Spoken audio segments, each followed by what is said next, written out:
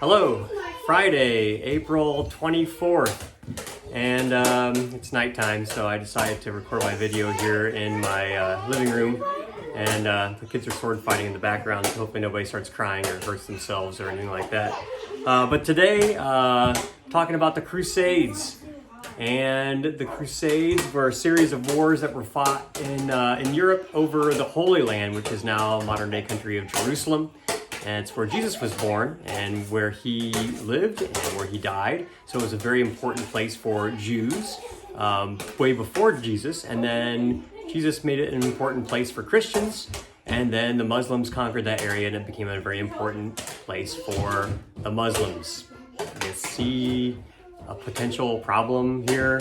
You have three of the major religions, the major monotheistic religions, all claiming their area and all fighting over the same spot. So what basically happens is this. Muslims ended up conquering the area that's now Israel and the city of Jerusalem. And it is more challenging for Christian pilgrims to go from Europe and do pilgrimages to Jerusalem. And they had to negotiate with Muslim ship captains, and sometimes there were pirates out there at sea, so they had to get security. And so it got to be a problem that eventually some of the Christians were having a hard time getting to the Holy Land. And then plus, Israel, if you take a look at the map, isn't too far away from Constantinople. And so the problem is the patriarch in Constantinople, talked about this yesterday, the Bishop of Constantinople, and the emperor, the Roman emperor in Constantinople, a guy named Alexius, he was concerned because he saw that the Muslims were moving further and further west, and he knew that he was in the next crosshairs. Constantinople would eventually fall to the Muslims.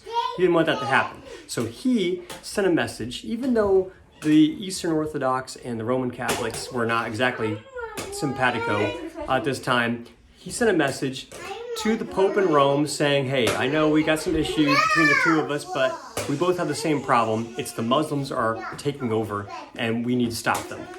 And we need to save Constantinople. That's what he wanted. So he invited European Christians in Europe to come over to Constantinople, fight against the Muslims to defend Constantinople from the Muslim threat, and eventually also free up the Holy Land so that Christians from Europe could go over and sail over there and visit the holy sites in Israel. Well, that did not exactly go the way the people of Constantinople thought, because what happened was the call was answered. The Pope said, hey, guess what, guys? The people in the east, in Constantinople and Israel, are having trouble, and we need to go and we need to protect them and defend them. This is not just a fight to save the Romans in Constantinople. This is a fight for God, right? We're going to save the Holy Land from the Muslims, because Christians in Europe at the time thought that the Muslims were the enemy, and so they fought back and forth. I mean, that was their view at the time. And so they thought that they were going to fight and die for God. And the idea was that if you went into the Crusades, fought in the Crusades, and if you died, you would automatically become a martyr and you would have an automatic trip to heaven. So by fighting in the Crusades, not only would you fight and die for God, but also your family members, people who have come before you, great-grandma, or your ancestors who may have not been the best people, or maybe they were, maybe they weren't. But if you fought in the Crusades, their sins would also be forgiven. So this was important for people. Remember, a lot of people who fought in the Crusades in this time period were knights.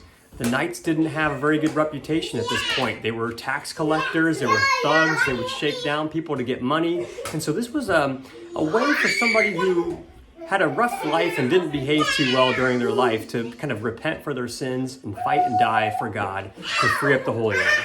So a guy named Pope Urban II called for a crusade, and which crusade comes from the Latin word crux, for cross.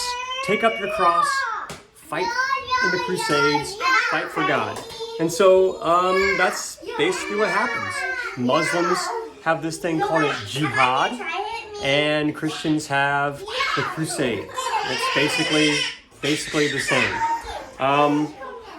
That's that's kind of it for today. So what we're gonna do is we'll talk more about that. This is Friday, so enjoy your weekend.